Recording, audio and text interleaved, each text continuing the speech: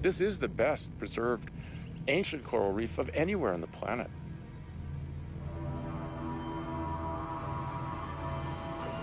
These razor-sharp formations are gravestones for what was once a global network of reefs. During the Devonian period, over 400 million years ago, barrier reefs built up in the shallow waters around the continents. On land, there wasn't much going on. There were no dinosaurs or amphibians yet. Even the plants had only recently left the water to try to establish themselves in the sun-baked soil.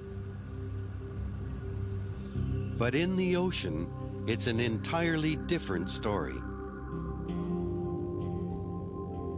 We could go to the Great Barrier Reef in Australia, look at that clear water, examine those reefs, and we would have a very good picture of what it would have looked like. This is the so-called age of fishes because there were more fish of more different kinds, of unbelievable difference to what we have today. Biodiversity is enormous. The water would be crystal clear. We would see a wall. The wall would be covered with corals. But way more than that, there'd be archaic creatures now extinct. We're looking at a time before we had all the fish of today. These are archaic, they have big scales, they're clunky, they would kind of look like swimming tanks. But it would be so colorful, so diverse, so filled with life that we could compare it to the modern day reefs. I'm holding a piece of reef that came from this rock behind me. Every bit of white that you see in this hunk of rock was formed by an animal, not just an animal, thousands of species of animals, coral-like animals and true corals themselves, building skeletons, growing up into sunlight, making a giant coral city. Now look right behind that. The rocks turn black. The rocks above this, the younger rocks, have been taken over by something entirely different. It's no longer an animal reef, it's now a microbial reef. The animals are wiped out. What takes over was what was present on Earth before animals, microbes. It's one of the greatest mass extinctions in the history of the planet. This place is a graveyard, and we are just now beginning to understand what caused that. And personally, it scares the holy business out of me, because what caused that very much could happen again in our world. Over 99.9% of species that ever lived on this planet are now extinct. They've come and they've gone.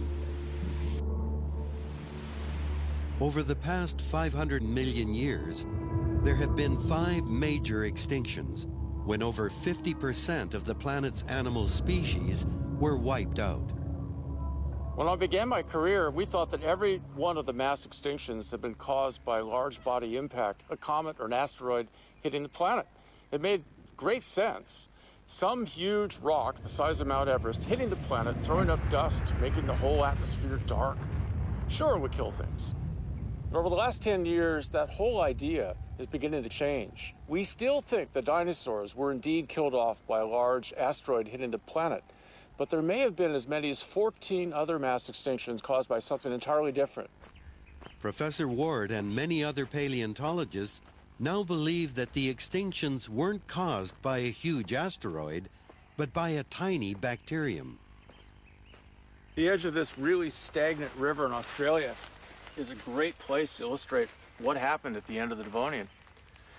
All over the edge of this, we find bacteria. This is blue-green algae, we call it, but it is a bacterium. It's here because there's almost no oxygen in this water because it's so hot.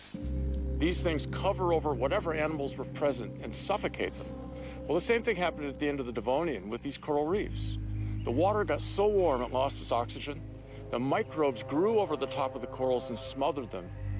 Microbes which love hot, microbes which love dirty, oxygen-free water, microbes which use slime to build upon what the animals left behind. These bacteria are anaerobic. Oxygen is like kryptonite to them. It kills them on contact. So if the ancient coral reefs were covered with oxygen-hating microbes, the ocean must have lost all of its oxygen. But how could that have happened?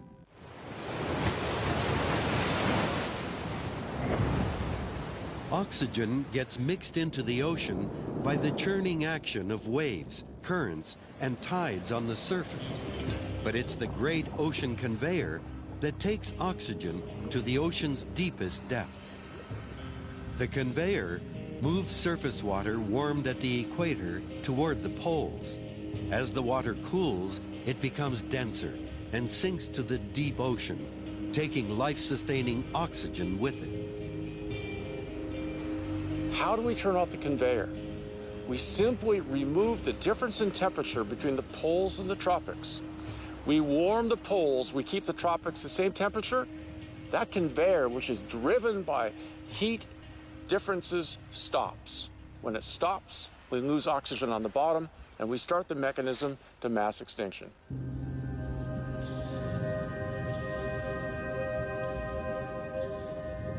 Once the conveyor shuts down and the ocean becomes stagnant, a deadly chain reaction is put in motion. The reefs were in water that became warmer and warmer. Warm water holds less oxygen. The animals strangled and died. The microbes grew right over the top. Worse things then started to happen. In that warm water, not only did we get green microbes like this, but a second entire type began to grow, a microbe that produces the very toxic poison hydrogen sulfide. Hydrogen sulfide is a killer. This lethal form of bacterium gets its energy by breaking down sulfur. However, in doing so, it creates hydrogen sulfide, a deadly byproduct. These microbes began to take over not just the reefs, not just the shallow waters, but all the oceans. Huge bubbles of hydrogen sulfide come out of solution. They hit the surface, they pop out, they rise into the sky. In so doing, they poison the animals. They poison plants on land. They filled the atmosphere with toxic hydrogen sulfide. The bodies are stacked up on the beach or on the bottom of the ocean. But the ocean itself has changed entirely in its color. It's purple now. It's totally filled with purple sulfur bacteria. The sky takes on a vaguely greenish cast. A purple ocean, a green sky, a world without animals, a world replete, filled with microbes. That's the aftermath of a greenhouse mass extinction. Scientists now believe that this catastrophic chain of events caused all but one of the 5 major extinctions. Well, the mass extinctions, we now believe, were times when the evil empire, if you will, the first life on Earth, the microbial life, fights back. It makes a huge comeback. We animals think with our complexity we're here forever, but that's not the case. Environmental conditions are so narrow for we animals. Our conditions for temperature are narrow, for acidity, for the salt in the water, slight variation and we die. Microbes can take hotter temperatures, colder temperatures, greater acid, greater salt, less salt. In all ways, they're much more widely adapted and adaptable. Microbes will be the last